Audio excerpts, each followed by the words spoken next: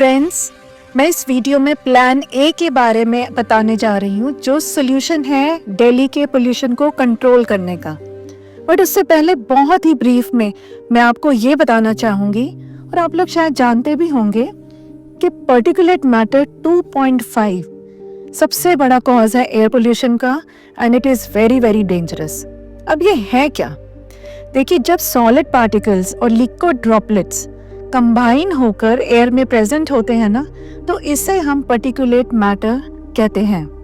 अब जल्दी से ये भी जान लेते हैं कि ये दो तरह के होते हैं, PM10 और PM2.5। PM10 वो पार्टिकल्स जिनका साइज 10 माइक्रोमीटर्स या उससे कम होता है, और PM2.5 जिन पार्टिकल्स का साइज 2.5 माइक्रोमीटर्स या उससे कम होता है। ये वाले बहुत ही बारीक और फाइन पार्टिकल्स होते हैं। दोनों ही हार्मफुल हैं और दोनों ही इनहेल होकर लंग्स तक जाते हैं, बट PM2.5 सीधा ब्लड स्ट्रीम में जाता है और ये फिर लंग्स को, हार्ट, ब्रेन और इनफैक्ट होल बॉडी को बैडली अफेक्ट करता है। मतलब जितनी डेथ्स हो रही है ना, वो PM2.5 से होती है मेजरली, क्योंकि ये ज़्यादा खतरनाक है। अब देखते हैं इस PM2.5 के सोर्सेस कौन कौन से हैं, ये जान लेते हैं हम। जैसा कि आप स्क्रीन पर देख सकते हैं कि ये कहाँ कहाँ से आता है। तो नंबर 1 पर जो इसका मेन कॉज है पोल्यूशन का, वो है व्हीकुलर पोल्यूशन। तो जो हमारा प्लान ए है वो व्हीकल पोल्यूशन को कंट्रोल करेगा। बाकी सोर्सेस से जो पोल्यूशन आ रहा है उसके लिए हमने प्लान बी, सी और डी बनाया है, तभी तो हमने 100% सोल्यूशन की बात की है वीडियो में। चलिए अब सीधा प्लान ए पर आते हैं। देखिए, हमारा मानना है कि दिल्ली के पोल्यूशन का जो मेन कॉज है वो है डीजल और पेट्रोल से चलने वाले व्हीकल्स और उनसे निकलने वाला धुआं। अगर किसी भी तरीके से इसको कंट्रोल कर लिया जाए तो दिल्ली के पोल्यूशन में बड़ी राहत मिल सकती है। क्या लगता है आपको? देखिए, सबसे ज्यादा व्हीकल कब यूज होता है? वैसे तो अब सारा दिन ही यूज हो रहा है, बट उससे भी ज्यादा मॉर्निंग एंड इवनिंग में यूज होता है। जी हाँ, ध्यान से सुनिएगा। मॉर्निंग में जब सब अपने काम पर जाते हैं, ऑफिसेज, शॉप्स और कंपनीज, और इवनिंग में जब सब लोग अपने काम से वापस लौटते हैं, तो सबसे ज्यादा ट्रैफिक भी इसी समय होता है in comparison to other times of the day. अगर ये थोड़ा भी कम हो जाए तो पोल्यूशन कम होगा क्या? अब आप सोच रहे होंगे कैसे? तो इसका आंसर है रिप्लेसमेंट से। वीडियो को पूरा देखें, आपको लगेगा कि इतनी बड़ी समस्या का इतना इजी सोल्यूशन हो सकता है। अगर हम डीजल और पेट्रोल के व्हीकल्स को रिप्लेस कर दें इलेक्ट्रिक व्हीकल से, तो इसका सोल्यूशन हो सकता है। लेकिन सभी लोग तो एक साथ इलेक्ट्रिक व्हीकल कैसे खरीदेंगे? ये तो पॉसिबल है ही नहीं। पर इस वीडियो में हम एक ऐसा सोल्यूशन लेकर आए हैं जिससे कि रिप्लेसमेंट भी हो जाए और पब्लिक को, मतलब इंडिविजुअल्स को, खरीदना भी ना पड़ेगा, और साथ ही साथ ट्रैफिक में भी बहुत सुधार होगा। हम बात कर रहे हैं इलेक्ट्रिक बसेस की। जी हाँ, आपने सही सुना। अब आप लोग सोच रहे होंगे कि इलेक्ट्रिक बसेस तो काफ़ी चल रही हैं ऑलरेडी दिल्ली में, फिर भी कौन सा पोल्यूशन कम हो गया? यही तो बात है, क्योंकि पर्सनल व्हीकल्स, कार्स या कैब्स, वो तो कम हुई नहीं ना।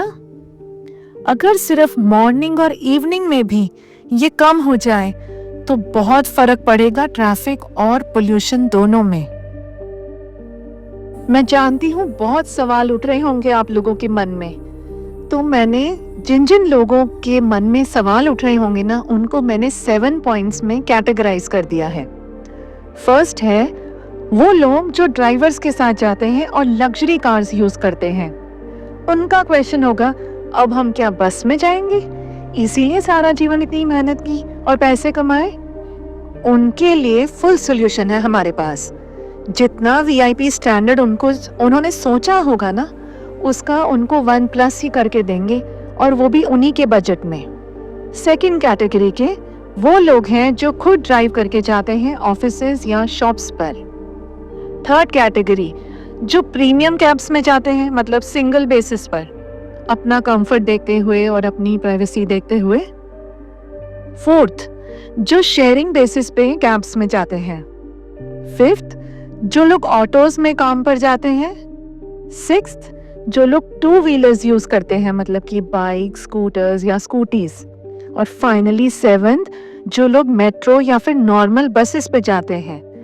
इन लोगों को भी करंट लेवल से बेटर ही फैसिलिटीज मिलेंगी। आई होप मैंने सभी कैटेगरीज को कवर कर दिया है।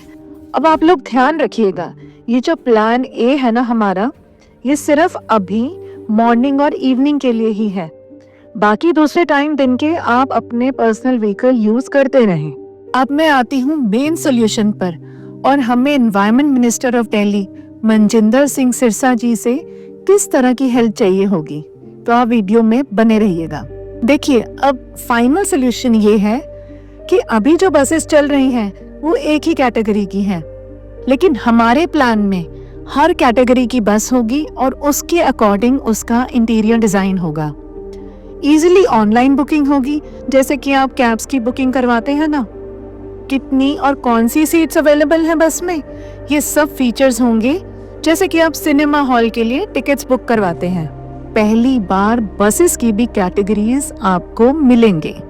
जो 7 कैटेगरीज के लोग हैं ना, जिनकी बात मैंने ऊपर करी है, हम उन सबसे बात करेंगे। उनकी रिक्वायरमेंट्स को फुलफिल करने के लिए बस डिजाइन करेंगे, जिनसे कि उनका स्टैंडर्ड और कंफर्ट लेवल मेंटेन रहेगा। अब आपके मन में ये सवाल भी आ रहा होगा कि कितना भी वीआईपी लेवल दे दो, हमारे घर तक तो नहीं आएगी ना बस, क्या पैदल जाएंगे वहां तक? देखिए, जब हम इंटीरियर तक का सोच सकते हैं बस का, तो क्या ये बात हमसे मिस हो सकती है? एक एक पॉइंट को बारीकी से कंसिडर करके हमने ये प्लान बनाया है, और कुछ बचेगा भी तो उसे अपडेट करेंगे, बट पोल्यूशन को हर हाल में खत्म करने का प्रयास हम करते रहेंगे। आखिर आपकी और हमारी जिंदगी का सवाल है ये। इसके लिए मनजिंदर सिंह सिरसा जी का अप्रूवल चाहिए होगा कि कम से कम हमें ट्रायल का एक मौका तो मिले। अब उनकी हेल्प से ये होगा कि जब भी हम कॉर्पोरेट एम्प्लॉयज से बात करें, तो वो लोग हमें कम से कम 15 से 20 मिनट दें अपनी बात रखने के लिए। जब भी हम पब्लिक से बात करें या किसी भी सरकारी अधिकारी की मदद हमें चाहिए हो, तो वो हमारा विरोध ना कर सकें। सिरसा जी की रेफरेंस से हमारी बात को कंसिडर किया जाएगा। बस एक भरोसा करिए आप, ना ही ये कोई चुनावी वादा है, ना ही कोई स्टार्टअप है प्रॉफिटेबल बिजनेस बनाने का। ये एक रियल सॉल्यूशन बड़ी भयानक समस्या का है। अगर सिरसा जी हमें फंड्स नहीं भी देना चाहते ना, तो हमें सिर्फ परमिशन दे दें काम करने की। हम इन्वेस्टर से पैसे ले लेंगे अपने रिस्क पर, क्योंकि हम दिल से ये काम करना चाहते हैं, पूरी नीयत से। बस एक मौका तो दें, हम दिल्ली की रंगत बदल देंगे। हमारे पास फाइनेंशियल मैनेजमेंट से लेकर फुल एग्जीक्यूशन तक का फुल प्लान है, जिसकी हम पूरी जिम्मेवारी लेने को तैयार हैं। बस हमें आप लोगों का सपोर्ट चाहिए। जान है तो जहान है, पानी सर के ऊपर से जा रहा है, प्रयास तो करना ही होगा ना।